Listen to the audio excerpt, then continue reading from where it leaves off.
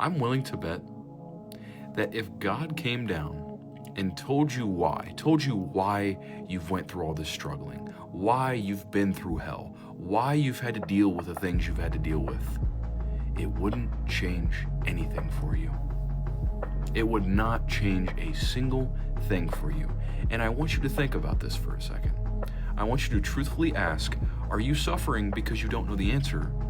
Or are you suffering because you're trying so hard to figure out the answer to something that you don't need? You don't need the answer to move forward. You don't need the answer to actually start moving in your life.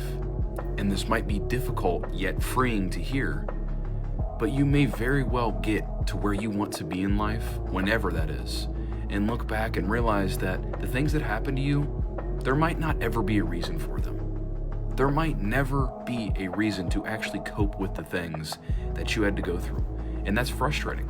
No one's disagreeing with that. I'm not disagreeing with that. But I want you to understand now, searching so hard and desperately beating yourself up so hard and pleading to the universe, the Most High God, why these things are happening may very well be in vain.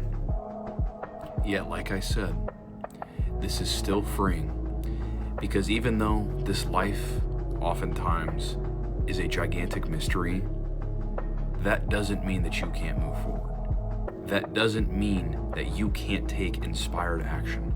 That doesn't mean that this was all for nothing. Because again, I remind you, I made a video about this the other day, that if you knew what was going to happen, if you knew exactly how your life was going to play out, there would be no reason to be here.